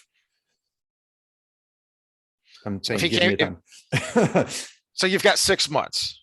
Okay, 6 months. So we're going to do our GP. That's standard. We got to at least spend a little time in that. Now I've got 6 months. That's actually a considerable amount of time. So what I'd probably do is GP for 4 weeks, because I've never worked with this athlete before. Then I'm going to do straight up hypertrophy, bodybuilding type stuff. Now, this is in a company with a speed agility program. So for those that are going to hammer me on making him slower, no, we're going to do that too. And I'll tell you how we did it at Excel is you came in, if you were specific combine training, you did a 2-a-day. And you came in for your speed agility in the morning, and then you went home, ate lunch, maybe took a nap, and then came in for your strength and conditioning in the afternoon, or just strength training in the afternoon. We didn't do conditioning yet. So you actually did a 2-a-day. We did all technique, speed agility work. Then you came in for your strength stuff. Now for the first month, we could probably combine those because the GPP is not going to be too intense right after the speed work. And the speed work is not going to be too intense because we're going to limit our foot contacts after you just got out of a season. So we can do those at once. So the first month we could probably do one workout, work on technique on the speed stuff, and then work on tendon density and things like that that tend to get ignored. Reestablishing range of motion, because they tend to have an extreme pelvic tilt coming out of a season because athletic position is in a pelvic tilt. So we will work on all those things for about a month. And then month 2 would be all hypertrophy. So you got to separate the workouts now, because I need to take those muscles to the limit in those 8 to 12 rep ranges. Then I would do a strength. So that's month 3. So I got 3 more left. So I'll do a quick GP again, give them kind of a week or 2 break from the heavy stuff. And then a month of really hardcore muscle building, and then strength and muscle building, and then power and speed work for the last bit, and then send them off to the combine. So I got 2 hypertrophy phases where the second strength phase is actually a strength and hypertrophy phase. So we can pack on, I mean, depending on the size of the athlete to begin with, about 20% is what you could probably look for there. So if he's got, so say he's a 300-pound lineman, and he's got, because that would be a lineman we needed to add weight to, because they need to be about 320, 340. So if he's a 300-pound lineman, probably be about 200 pounds, 225 pounds lean mass. We can add 20% to 240. We can make him 260 lean, which would be about another 40 pounds. And so he would be 340 in that time. So that would be a pretty successful program.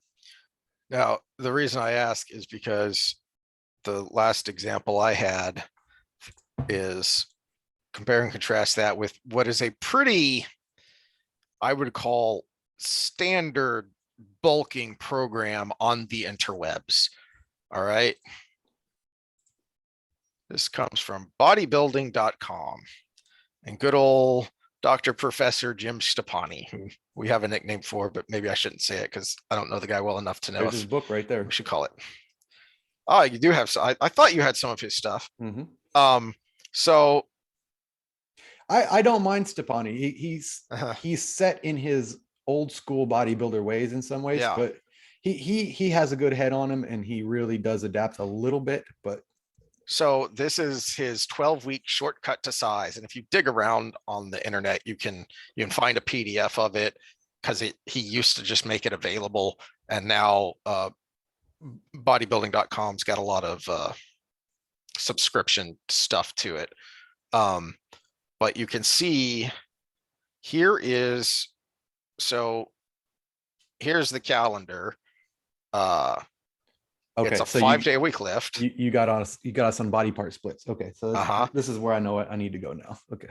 So chest, tri, calves, back, biceps, abs, active rest, shoulders, traps, calves, legs, abs. Okay, so this is the split. Now here's the sets. Here's the sample workout. 2 sets of, well, this is the warm-up set. Okay, so ignore that. So 4 sets of 12 to 15 bench, 3 sets of 12 to 15 incline bench, 3 sets incline flies, 3 sets cable crossover, 4 sets tricep push down, 3 sets skull crusher, 3 sets overhead triceps, and then 6 sets of calves. So calves get just kind of thrown in on bench day, huh? Because he does them twice. He does everything twice and they get thrown in there. So you've got 7 sets of compound chest tries, and then 6 more sets of chest isolation, and then 7 more sets of tricep isolation. That's a lot of sets. And then sets times reps. And wait, let's total out the sets again. What do you say? 7 sets of? So 7 bench. Okay. And then 6 flies. So and we're then at 13. And then 7. Yeah, 13. And then 7 tries. So 20. No, 20 is at the upper end of your hypertrophy set range. Now, if he touches this again this week, now this is a weekly total. Now, that being said, and again, this is the chest, triceps, calves workout. And going back to the calendar. Okay, I thought he was doing it twice. He is doing this once. Okay, so this is a once a week. I thought this was the twice a week. I got it confused with something else. He got the high end of the set range right, because it's 5 to 20 depending on your training level and depending on your affinity for gaining. You actually need less the better your affinity is, as we talked about that. So he's on the high end of that, but here's the problem: it's once a week. And let me bring back my whiteboard if you can give me the screen back. Also, from what I remember of this plan, back when the PDF was freely available. Oh, clear. There we go. Clear all drawings. The diet plan of this involves eating candy while you work out. Oh yeah. Well, oops. So that's the not as extreme level of the Mr. Olympia injecting insulin. Okay, so the bottom is days. Okay. And top will be testosterone. We'll just put testo. So the beginning point is your training session. So you've done your training session and you've stimulated a hormonal signal. Now, testosterone is not the only one. I just put it as, you know what? Let me take the eraser and we're just going to put hormones. As you mentioned before, we'll put hormones. Okay, so all your anabolic hormones, testosterone being the main one, are going to be stimulated from your training session, and actually because of the nervous system innervation specific to the spot you trained. And what you're going to see is something like this, and then taper down. And it actually happens quicker than that, but something like this, and then taper down. Okay, so again, this is specific to the area of training, because the nervous system is part of that communication process. And of course, we know it connects to the specific body parts, translates it in your cerebellum and everything. So we see that with the natural training. Now, when you take extra stuff, you can get this and kind of keep it going. We're not taking extra stuff. This is where Stepani does fall short, is he's so used to being in an industry where people are taking extra stuff. Now, are you going to get a benefit from that? Yeah, because you got this whole time. You got the area under this curve. Mm-hmm. But are you going to get the benefit that he got when he was training as a young man in the bodybuilding industry, and that probably some of his, we'll say, allegedly not so natural people are getting in this range? No. So we do have, and this is where he falls short, is he's in an industry, and this is the whole muscle and fitness crowd. The beginnings of this, when I said bodybuilding was the only, so we've got this hormonal stimulus where some of us spike and then drop, where some people with extra help go a little longer. Mm-hmm. So that's why we need to train things more frequently. So I brought up mine. Let me bring back mine real quick. And yes, there's science behind this. People, day one, again, upper lower. Now I could do a body part split, but it gets complicated. But upper lower, we've got legs and I counted up the sets. What did I say? It was 8 total. 8 total. And then we got 8 total, 16. So we're not quite at the top end, but we're pretty damn close. 16 total sets over the course of the week, where we're renewing that hormonal neurological stimulus. And we can do that you can even do that. You don't even have to do it on a weekly basis. You can go 3 days, hit it, 3 days, hit it, 3 days, hit it, 3 days, hit it. So, and at the end, I'll show my fun program that I kind of play on some of those factors, but yeah, so that's where the BroScience workouts fall short, the body part splits, because I'm working my quads, and I'm going to take the part 2 where they go wrong is he was on the upper end of what you can do, but at the same time, it's not what you can do, it's what you can recover from. And I want to recover during that peak window, because after that, your body is just saying, let's just get it back to good. It's not saying, let's make this bigger, bro. So there's the difference there. You're not going to die doing this program, because by the time that 7th day comes along and you redo it, you're back to good. But you only had about 2 or 3 days where it's actually improving because of that high hormonal expression. So that's the big difference there. So I'm assuming the people you're talking about are all natural. So let's go point by point. We want to train, depending on your fitness level, somewhere between 5 and 20 sets per week of a specific, and we're going to stick in the hypertrophy range. So 5 to 20 sets of 8 to 12 reps. Okay. For some of that time, possibly the last exercise you do, you want to chase that burn a little bit. So we're getting a little bit of lactate. Recovery. Get your protein. I think we're both in agreement is the gram per pound. That's beyond what the science says. Yes. I like to hedge on the side of good. And if you're eating that much protein, you're eating less other stuff. Yeah, and there's good research for 3/4 of a gram per pound as being kind of a really good end. But first, easy math, gram per pound. Again, you're taking up calories with useful stuff when it comes to overall macros, and a little bit more can't hurt. I should have had the Kidney Association, because the big thing was too much protein going to kill your kidneys. Well, the Kidney Association itself says, no, this is bullshit. You can have like 700 times the RDA and it still not hurt your kidneys. But unless you have one kidney or you're compromised, we're not doctors. If you have disclaimers, if you have a medical condition, ask your doctor before you do anything, and hopefully they know a little bit about fitness. God, that derailed me. Oh, protein. Okay, so get your recovery. Sleep. You need your sleep. Your 8 hours of sleep if you can get it. Arnold said 6, but remember, he was chemically enhanced.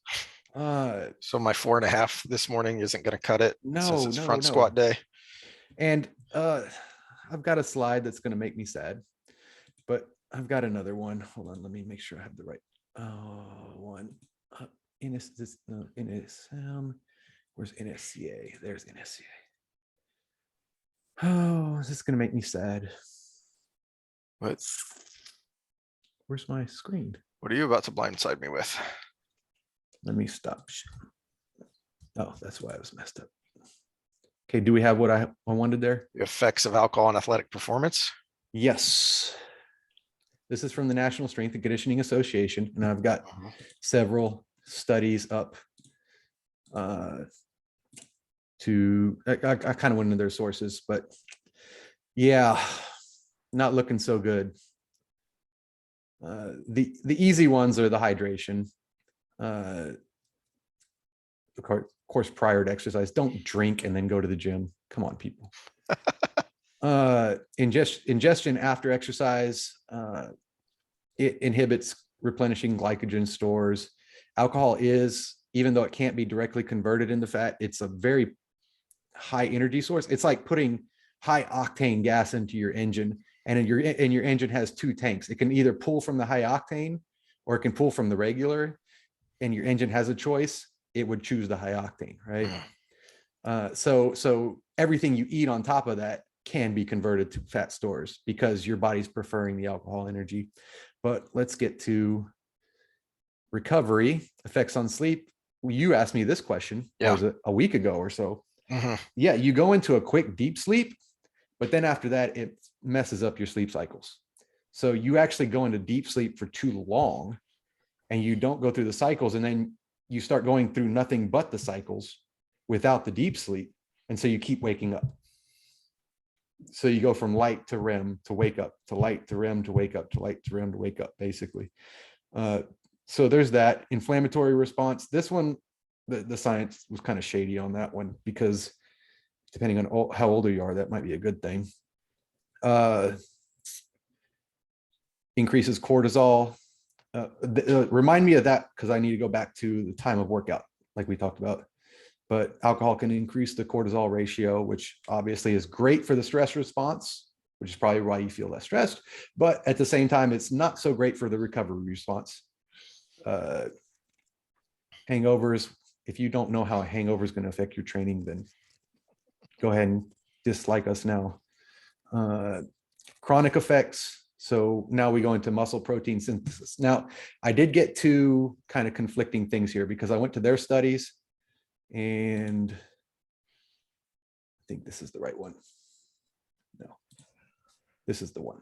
So this is, they found that it dysregulated metabolism in the body, but I also found this study that found that there was no change in it. So conflicting science on that one. But what I did find as I went through was there is a number on that, and it was about 0.5 grams per kilogram of alcohol. So there's about 14 grams in the average drink, in your standard drink. So 0.5 grams per kilogram, if you do your weight, I can have about almost 4 standard drinks before any effect happens. And again, there's probably a range on that, which they find is 0.5 to 1 gram per kilogram of alcohol. But again, at some point, over drinking can affect the protein synthesis itself through some unknown mechanism. So conclusion, it varies person to person, obviously, and some of that is genetic. So sorry, Asians. That's this study. But yeah, so if you want maximal recovery and protein synthesis to get swole, bro, you might at least have to stick to either social weekend drinking or none at all. Sad news. Well, on that note of the sadness, talk about cortisol as we get to wrapping this up. Okay, because that's part of why if you're spending 2 to 3 hours in the gym doing 20 sets, you may be actually having negative results instead of getting swole, bro. Again, I want to bring back one of the things we keep bringing up is so much of the gym bro advice is based on enhanced individuals, because those were the people that were the face of the industry for so long.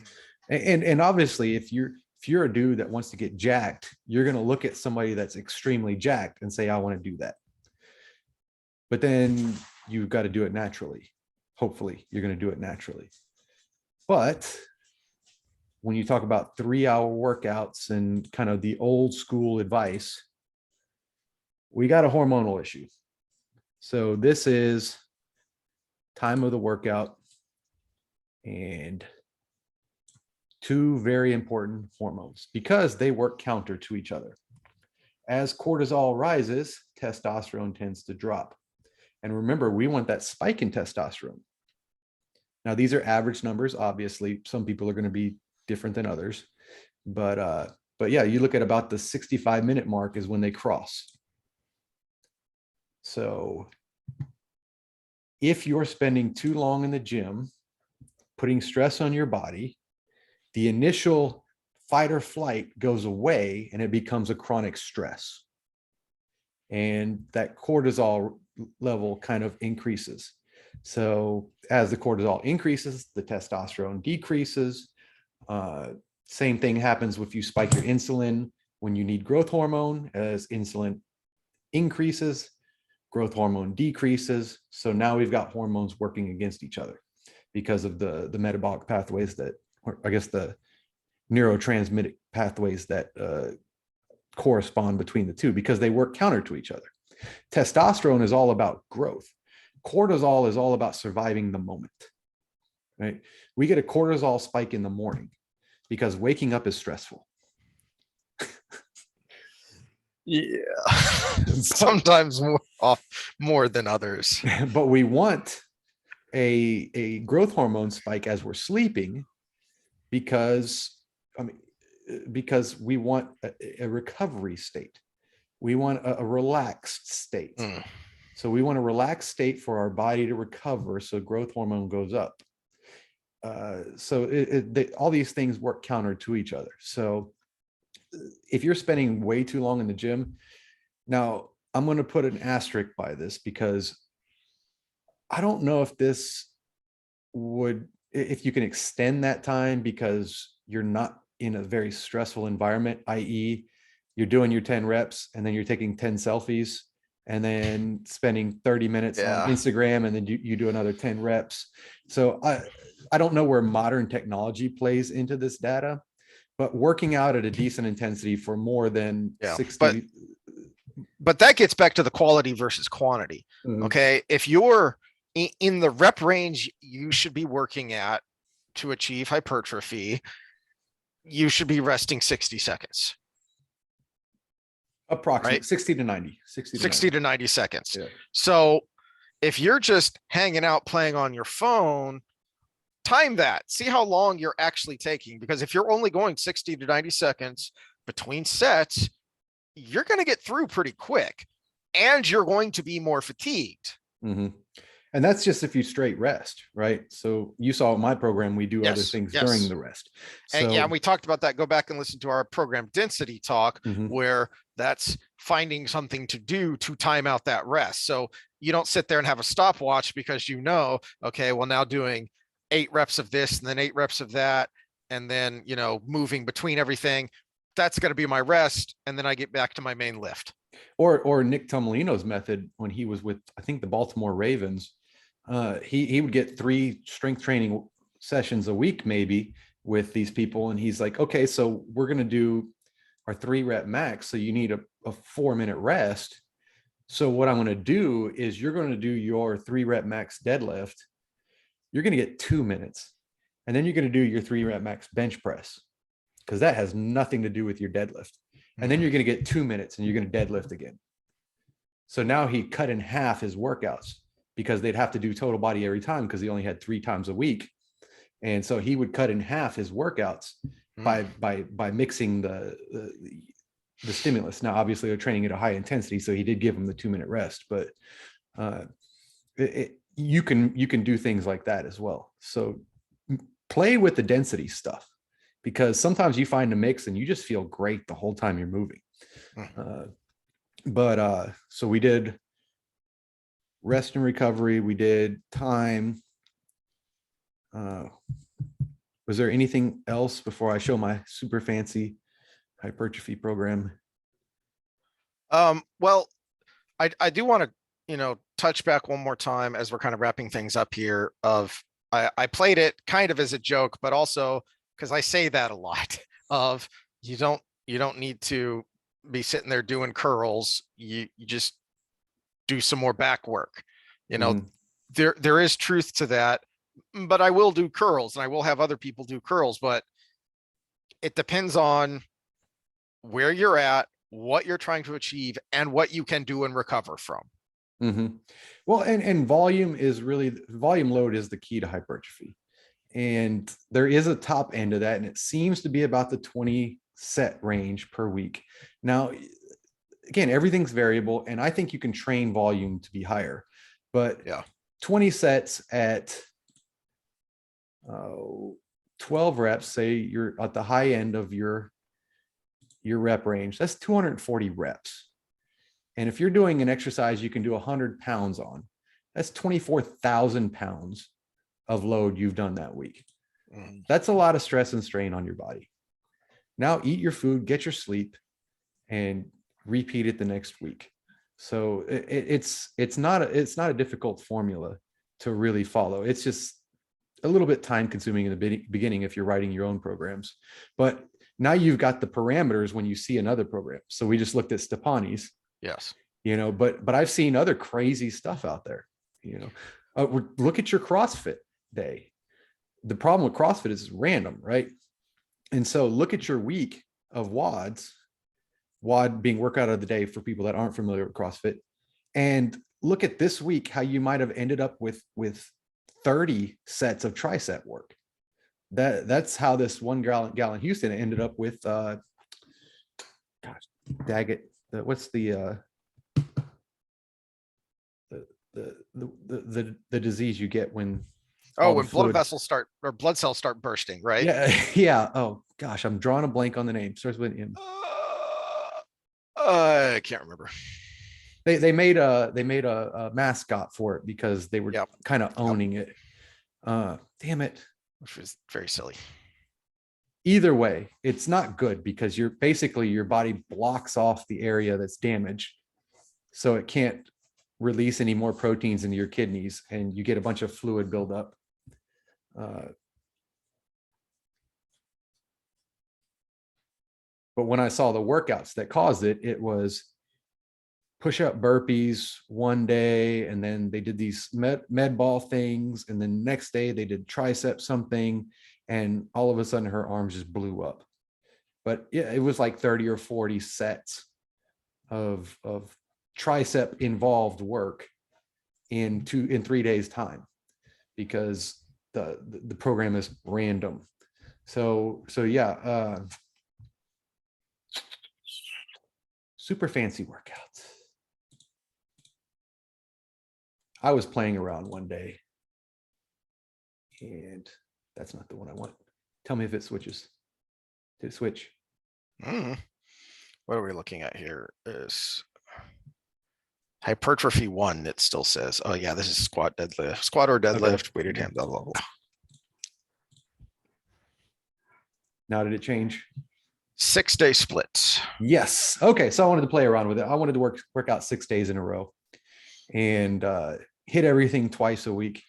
And also, I called this I called it my max hypertrophy training because it hit everything twice. It had the right set and rep ranges, and it also included all 3 stimulus. So we got bench press day 1, 5x5s, strength. Exercise 2, dips, 4x8 to 12. Hypertrophy phase. Arnold press, 15 reps, and then push-ups, max reps. So now we're chasing that lactate. And then some conditioning at the end if I wasn't done. Then day 2, we got to pull because we just pushed. So deadlifts, strength, pull-ups, hypertrophy, incline row, top end, going into endurance, and then some curls for the girls in the 20 rep range. Day 3. Oh, and that was just week 1. So day 3, front squats for strength, hip thrusts for mid-range, split squats high, leg curls even higher, and then sleds. Love the sleds. And then we repeat. So now we're on the press again. Overhead, incline, holy triceps Batman, which is 3 exercises to get. So basically it ends up 45 reps if you're at the top end of that. And then high rep chest flies.